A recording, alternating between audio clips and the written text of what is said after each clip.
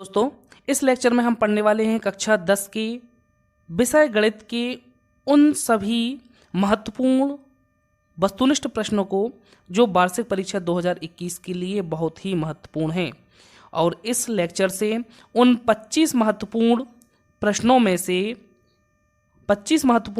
से 80 से 90% प्रश्न यहीं वीडियो से पूछे जाएंगे।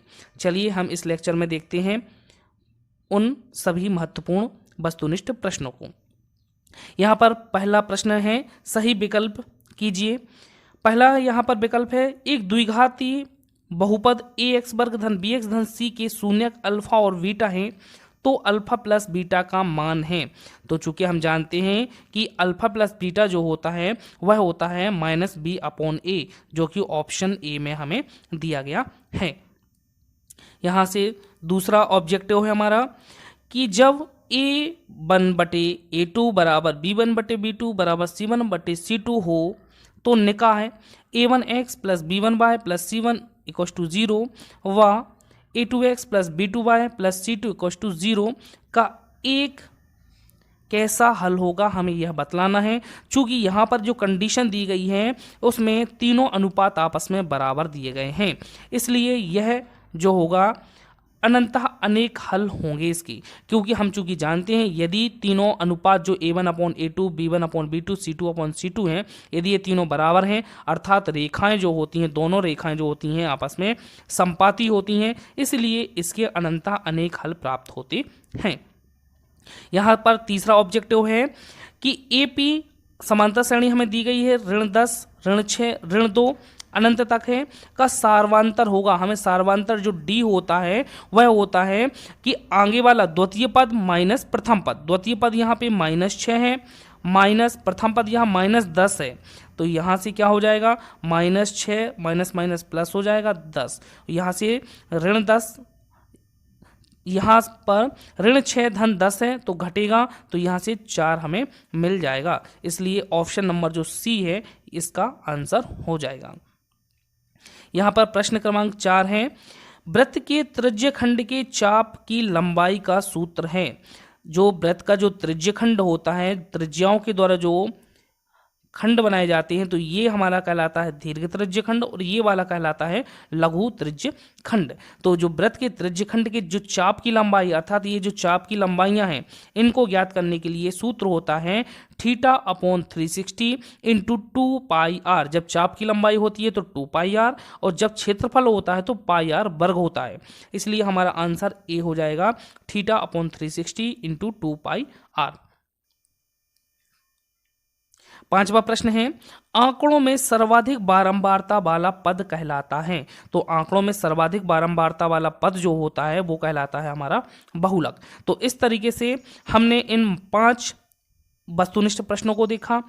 इसके लिए हमारे YouTube चैनल मैथ्स हेल्प को जरूर सब्सक्राइब करें, जो कि बहुत ही महत्वपूर्ण प्रश्नों की एक सीरीज को लेके आ रहा है कक्षा 9 से 12 के लिए। चलिए हम आगे देखते हैं, रिक्त स्थानों की पूर्ति कीजिए। प्रश्न क्रमांक 2 है रिक्त स्थान। तो पहला यहाँ रिक्त स्थान है, द्विघातीय बहुपदों में खाली स्थान शून्यक होते हैं। चूंकि हम जानते हैं कि जितने घात का बहुपद होगा उसके शून्यक उतने ही होते हैं, तो यहाँ पर द्विघातीय बहुपद है इसलिए इसके शून्यकों की संख्या भी 2 होगी। यदि रेखाएं संपाती हैं तो निकाह के खालिस्तान हल होते हैं। यदि रेखाएं संपाती होती हैं तो एक रेखा के जस्ट ऊपर दूसरी रेखाएं संपाती हैं, इसलिए इसके अनंतः अनेक हल होते हैं, अनंतः अनेक हल इसके होते हैं।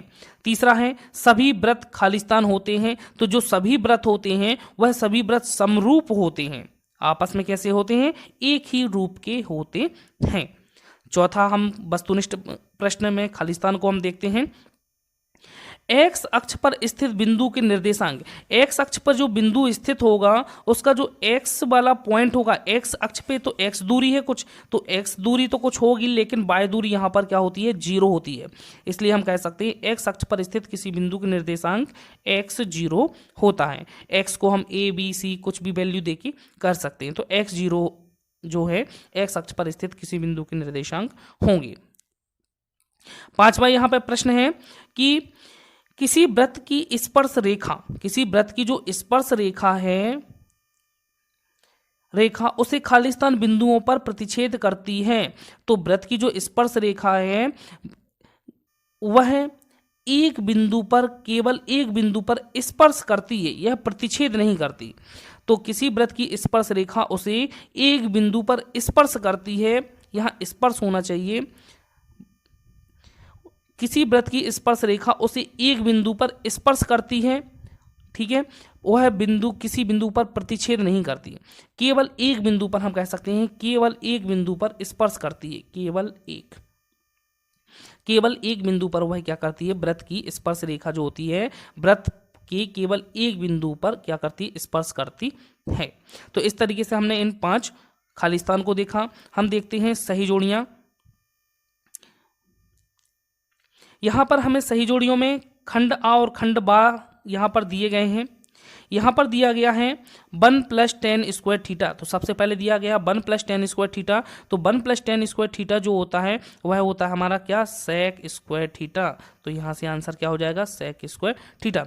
चूंकि हमें 5 नंबर के प्रश्न जो हैं किससे डायरेक्ट ही वस्तुनिष्ठ प्रश्न जो है सही जोड़ियों के रूप में त्रिकोणमिति के परिचय से पूछे जाएंगे। तो यहाँ 1 + tan स्क्वायर थीटा की सर्वसम्य क्या होती है, sec square theta. Sec theta क्या होता है, यहाँ ऑप्शन में हमें दिया गया है 1/cos थीटा। तो यहाँ सेक थीटा का मान जो होता है 1/cos थीटा होता है। तो हम यहाँ सेक थीटा को क्या लिख सकते हैं, 1/cos थीटा। इसी तरीके से sine square theta plus cos square theta का मान कितना होता है, तो इसका मान 1 होता है। इसी तरीके से हम देखें साइन 60 का मान क्या होता है, कर्णी 3, क्या हो जाएगा, कर्णी 3 इसका मान होता है। और 9 sec square theta minus 9 tan square theta का मान कितना होगा। तो चूंकि हम जानते हैं कि sec square theta minus tan square theta का मान जो होता है वो 1 होता है। चूंकि यहाँ पर 9 माइनस 9 है तो यहाँ से 9 को हम कॉमन निकाल लेंगे। तो यहाँ पे बचा क्या, sec square theta minus tan square theta. और sec square theta minus tan square theta का मान 1 होता है, इसलिए 9 × 1 अर्थात कितना आ जाएगा, 9 हमें आंसर मिल जाएगा। तो इस तरीके से हमने देखा कि यहाँ पे 1 + tan स्क्वायर थीटा का मान हो गया था हमारा क्या, sec square theta. sec theta का मान हो गया था हमारा 1/cos theta. sin square theta plus cos square theta का मान 1 हो गया था। tan 60 का मान हमारा √3 हो गया था। और 9 sec square theta minus 9 tan square theta का मान क्या हो गया था, 9 हो गया था। चलिए हम अगले प्रश्न को देखते हैं, क्वेश्चन नंबर 4। यहाँ प्रश्न 4 है, एक शब्द या वाक्य में उत्तर लिखो। तो यहाँ पर पहला है समीकरण ax² - bx c = 0 में b² - 4ac को क्या कहते हैं। तो जो d होता है, d = b² - 4ac जो होता है वह हमारा द्विघाती समीकरण में विविक्तकर कहलाता है, विविक्तकर कहलाता है। यहाँ पर दूसरा प्रश्न है समांतर श्रेणी का व्यापक रूप लिखो। तो समांतर श्रेणी का जो व्यापक रूप होता है वह होता है a में हम सर्वांतर को जोड़ देते हैं, फिर से हम a + d में सर्वांतर को जोड़ेंगे तो a + d क्या हो जाएगा, 2d हो जाएगा। और इस तरीके से अनंत तक हम कह सकते हैं। तो यह जो होता है जो समांतर श्रेणी होती है उसका व्यापक रूप होता है। यहाँ प्रश्न 3 है कि आंख से सीधे भूमि के समांतर जाने वाली रेखा क्या कहलाती है। ये यदि हम प्रेक्षक हैं, ये प्रेक्षक है यहाँ पे खड़ा हुआ है, और यदि यह क्या कर रहा है, भूमि के समांतर, तो भूमि के समांतर ये है, भूमि पर ये प्रेक्षक खड़ा हुआ है और ये भूमि के समांतर यदि देखता है यहाँ से, तो ये जो है क्षैतिज रेखा कहलाती है। भूमि के समांतर जो रेखा होती है वो क्षैतिज रेखा कहलाती है। और यहाँ से जब ये ऊपर की ओर देखता है तो यहाँ उन्नयन कोण बनता है और ये कहलाती है हमारी दृष्टि रेखा। तो यहाँ से क्षैतिज रेखा और ये दृष्टि रेखा दोनों ही पूछी जा सकती हैं। तो यहाँ पर आंसर जो होगा कि आंख से सीधे भूमि के समांतर जाने वाली रेखा क्या कहलाती है, तो ये होगा क्षैतिज रेखा। क्षैतिज रेखा जो होती है कहलाती है। ठीक है, यहाँ पर चौथा है किसी वृत्त को केवल एक बिंदु पर प्रतिच्छेद करने वाली रेखा क्या कहलाती हैं? तो यदि एक वृत्त है उसको एक बिंदु पर प्रतिच्छेद करती है या स्पर्श करती है तो वह स्पर्श रेखा कहलाती है। स्पर्श रेखा, स्पर्श रेखा कहलाती है। यहाँ पर 5वां प्रश्न है, यदि किसी वर्ग समीकरण के मूल समान एवं वास्तविक हैं, यदि किसी वर्ग समीकरण के मूल समान एवं वास्तविक हैं तो उस समीकरण का विविक्त कर कितना होगा? क्योंकि हम जानते हैं यदि किसी वर्ग समीकरण के मूल समान हैं और वास्तविक भी हैं तो उसके विविक्त कर अर्थात b वर्ग ऋण 4ac का मान 0 के बराबर होता है। बात करते हैं हम प्रश्न 5 की। इसमें हमने लिए हैं सत्य और असत्य को लिखो। तो यहाँ पर प्रश्न है कि करणी 2 एक अपरिमेय संख्या है जो कि सत्य है, क्योंकि हम जानते हैं करणी 2, करणी 3, करणी 5, करणी 7 इस तरीके की जो संख्याएं होती हैं वह क्या होती हैं? अपरिमेय संख्याएं होती हैं। तो यह हमारा क्या होगा? सत्य होगा। यहाँ दूसरा है, द्विघात समीकरण में वास्तविक मूल हेतु आवश्यक शर्त है। यदि द्विघात समीकरण का जो विविक्त कर है d b वर्ग ऋण 4ac यदि यह धनात्मक होता है अर्थात इसका मान 0 से बड़ा होता है तो द्विघात समीकरण के हमें वास्तविक मूल प्राप्त होते हैं, और यदि ये बराबर होता है तो हमें वास्तविक एवं बराबर मूल प्राप्त होते हैं, और इसका मान यदि 0 से छोटा होता है तो हमें कोई वास्तविक मूल प्राप्त नहीं होता। यह इसकी 3 कंडीशंस होती हैं। यहाँ तीसरा प्रश्न है, आर त्रिज्या वाले वृत्त का क्षेत्रफल, आर त्रिज्या वाले वृत्त का जो क्षेत्रफल होता है वह क्या होता है? पाई आर वर्ग होता है। इसलिए यह क्या हो जाएगा? कथन हमारा असत्य हो जाएगा, क्योंकि यह 2 पाई आर वृत्त की परिधि होता है। यहाँ प्रश्न क्रमांक 4 है, शंकु का आयतन बेलन के आयतन का 1/3 होता है। चूंकि हम जानते हैं कि शंकु का जो आयतन होता है वह पाई आर स्क्वायर एच जो होता है, बेलन के आयतन, चूंकि ये क्या होता है? पाई आर स्क्वायर एच किसका आयतन होता है? बेलन का आयतन होता है। यदि हमें शंकु का आयतन करना है तो हम इसमें 1/3 से भाग दे देते हैं, अर्थात हम कह सकते हैं शंकु का जो आयतन होता है बेलन के आयतन का 1/3 होता है। तो यह कथन सत्य है।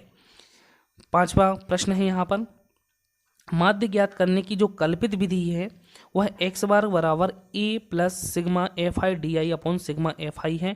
तो यह कथन बिल्कुल सत्य है। यह कल्पित माध्य से समांतर माध्य ज्ञात करने का एक सूत्र होता है। और जो प्रत्यक्ष विधि होती है, प्रत्यक्ष विधि में प्रत्यक्ष जो विधि होती है उसका सूत्र डायरेक्ट होता है sigma F I x I upon sigma F I. तो ये प्रत्यक्ष विधि का सूत्र होता है और यह कल्पित माध्य ज्ञात करने की विधि का सूत्र होता है।